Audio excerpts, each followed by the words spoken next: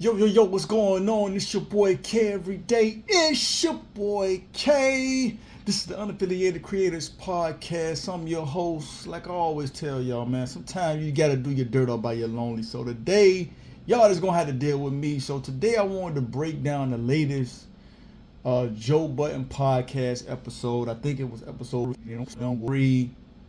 It was titled Fancy Feast or something like that. You gotta go watch the podcast to really, I don't want to break down or go into a whole lot of why they named it that, but you just gotta watch the podcast for you to get why they named it that. But I gotta give them credit, man. They clever when they come up with their podcast titles.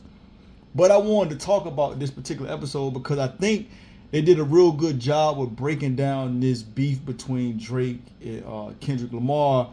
So I do want to start out by saying, so they didn't start all the way at the beginning. So they didn't go all the way back to Kendrick's verse on Like That and then, kept going forward. They started with, and hold on, I think I wrote the songs down. I didn't even want to try to memorize this. So they started out with when Drake dropped Family Matters, and then Kendrick dropped Meet the Grams, and then Kendrick dropped another song after that was called Not Like Us, and then Drake ended it off with The Heart Part 6.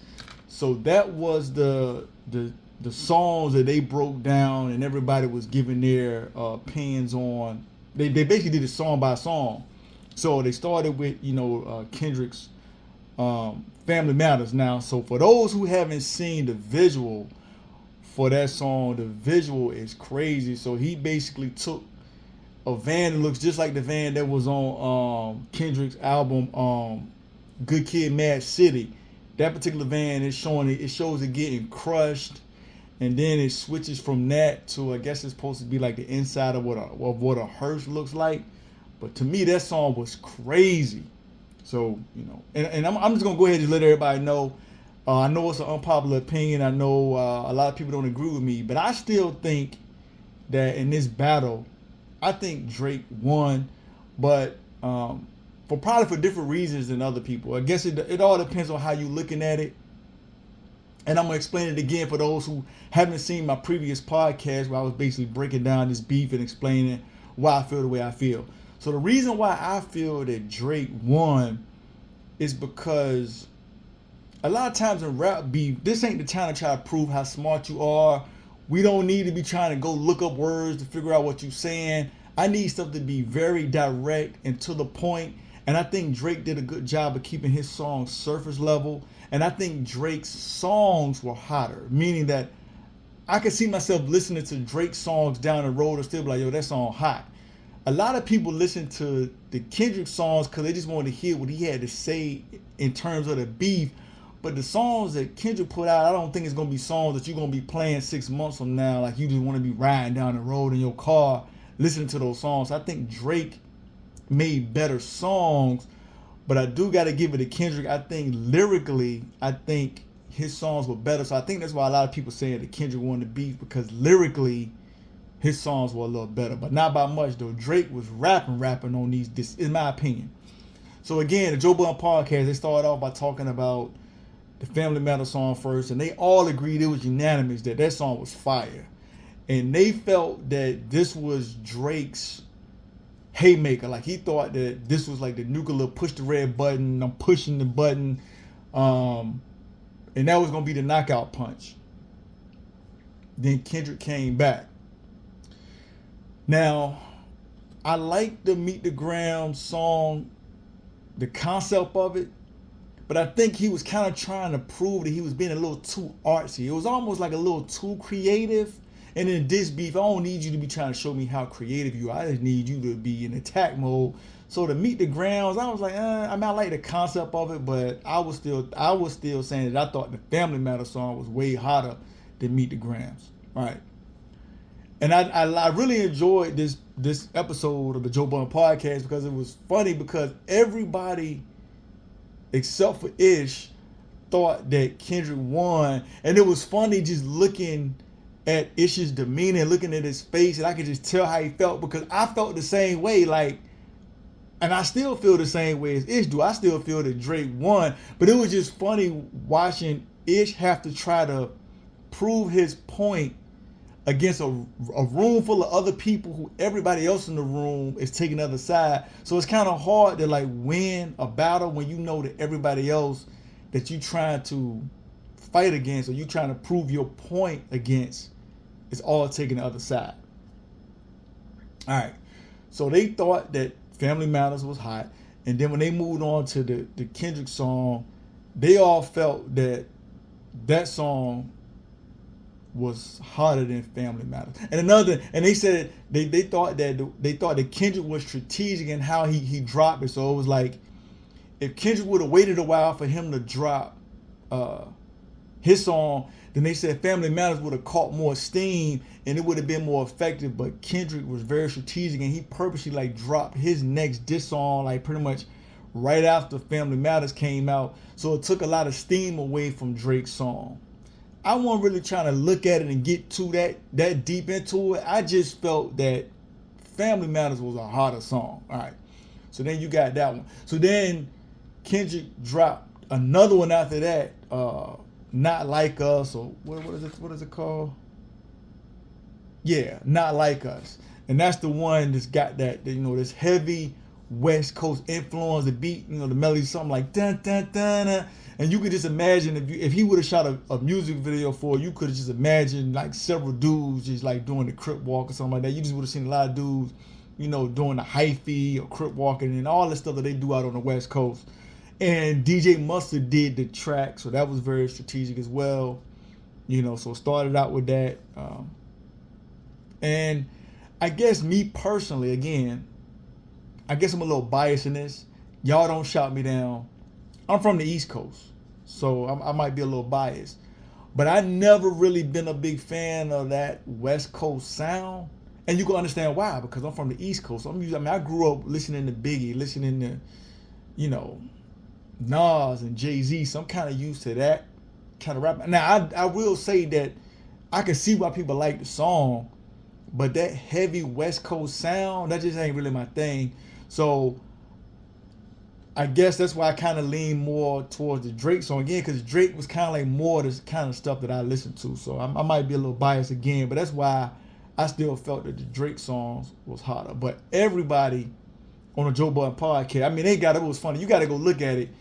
Because me just talking about it ain't gonna do it justice. But when they played the Not Like Us, everybody got up except for Ish. You just imagine, everybody in the room got up off of the couches and was dancing around so much that Joe Budden got out of breath. I swear it took him like 5 minutes after they was dancing around to get himself together. He was sweating.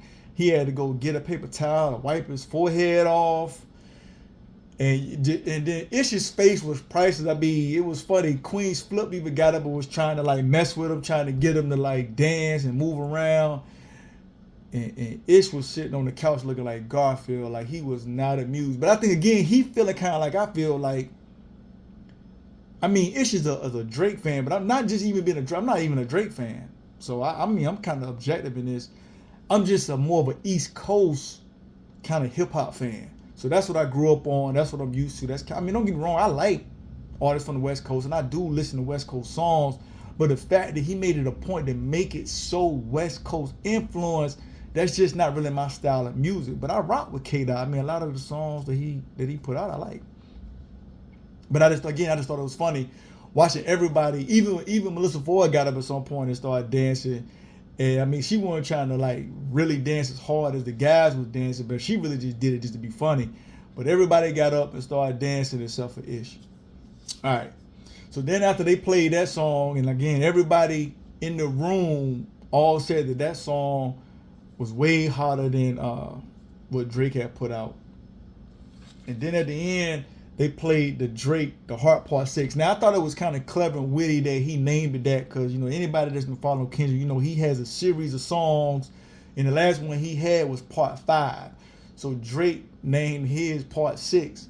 And, like, they were talking about it when they put out their episode that when you first just kind of glanced at it, people thought that it was actually Kendrick putting out another song or another disc, but then it was actually Drake naming the song kind of, I don't know. I don't really know. I can't really say it was him making fun, but it was just kind of like a witty way for him to be like, okay, I'm going to name my next diss track as the next song in line with your series of songs. So he named it, to part 6. Again, I thought the song was hot, and like Joe Budden was saying, if you just listen to all of the beats that was used for all of the diss songs, that beat probably was the hottest beat out of all of them. Joe Budden was saying what he didn't like about the song. He didn't like the fact that on this song, he said Drake sounded a little defeated. You could tell he didn't have the same energy like he had in the other songs. And he spent a lot of energy in the song on defense. Like he was trying to defend himself. He was trying to defend a lot of the things that Kendrick had addressed in some of his diss records. I think he basically was trying to say that Drake was trying to save face. And at this point, it's just bigger than the diss records. Like he's saying that Drake has more to lose. So Drake needs to start thinking about how this is going to affect his image going forward. And he was kind of trying to do some damage control. And he felt that, that diss song, he felt that it was kind of like his way or Drake's way of waving the white flag. And he didn't like that. He said he felt, or he would have liked the song a lot better. And he likes it overall when Drake's on offense, like when Drake get into his bag, when he doing the, the braggadocious. I got way more money than you. I'm on the yacht. I'm on the plane. I'm on the jet. I'm in the embassy. I'm in Turks and Caicos. All that stuff he be talking about. Joe Budden was saying he liked it when he liked that Drake. He didn't like how Drake was rapping on this song, but there was some stuff on that song that was crazy though. I mean, call me crazy. I mean, he might have been saying some stuff that was kind of alluding to the fact that he ain't gonna put out no more diss songs, and he was kind of doing it in a slick way. But basically, he was saying, "Yo, I done all I need to do. I'm kind of tired of this beef." He basically was saying, "I'm moving on to other things." The Joe Budden podcast was saying that was Drake's way of basically waving the white flag. He feel like he's lost the beef. He don't have enough to gain from continuing to put out diss songs, so that was his way of gracefully bowing out. I don't know. I still thought the song was hot. I mean, there was a couple things he said in the song that a lot of people saying that it's questionable, but all in all, I thought the song was hot. And again, I still feel that Drake, I felt that he won the battle. And again, I was just basing it off of, if we just going by how the song sounds. And when I say how the song sounds, I'm not the backpack rapper. I don't really care about the rapidy rap. The whole, again, the triple entendres. Everybody was going crazy about that and all this super lyrical, trying to prove you the smartest person in the room. I don't really care about that. Again, I grew up when beef was really beef. When, when you was walking around, you had to move a certain way because you didn't know if you was going to run into that crew and it was going to be some violence. Somebody was going to put hands on somebody or worse. I know that this beef wasn't that, but that's the era that I grew up in. That's what I'm used to. And I'm used to people taking real point and direct shots. Everything is surface level. I don't have to try to figure out what you're talking about. I know who you're talking about, and I know exactly what you're talking about. And I don't need to find 10 videos on YouTube or people way smarter than me having to break down line by line what the song was talking about for me to get a full understanding of what you was trying to say in that beef song. I ain't gonna lie. When I just looked at this last episode of the Joe Budden podcast, they even was talking about stuff up there that how they explained it was the first time that I had heard it explained in a way where I was able to understand like what that line was saying. Like, think about it, the song's been out for a while now, and I'm just now still figuring out like, oh, that's what Kendrick meant when he said such and such. Like I shouldn't have to do that. Like I should just be able to just listen to the song, like the beat, like the melody, like the hook, like the verses, and it should be put together like a well-constructed song. So, and I thought this was funny too. I did want to bring this up. So the one thing that I didn't like about how Kendrick was doing his songs is what everybody on the Joe Budden podcast was saying they liked. What I mean by that is, I kind of felt like Kendrick was kind of all over the place. The Joe Budden podcast made it seem like they felt that he was just showing you different styles. Like, I'm going to show you that I can do something that's, surface level. And then I'm gonna show you that I can really rap. And then I'm gonna show you that I can do stuff for the West Coast and all this stuff. To me, I just kind of took it like he wasn't being consistent, or he was kind of like all over the place. And I actually thought the opposite of Drake. Like, I actually liked the fact that Drake kind of kept his songs more to what you're used to hearing Drake do. Like his flows and his melodies and kind of how he was rapping and stuff. That's kind of what I come to expect from hearing Drake. So that's why I guess I thought Drake songs were harder, because to me it seemed like Drake was approaching it. He wasn't just thinking about, I'm gonna make a diss song. He was still trying to formulate or form the song as if he was trying to write an actual song that he was gonna put out, like a song that he would put on his album, or a song that he was gonna put out on all the, DSPs that he wanted to like chart, do well, and do numbers, not just I'm just gonna write something down real quick because I just want to go to battle with this guy.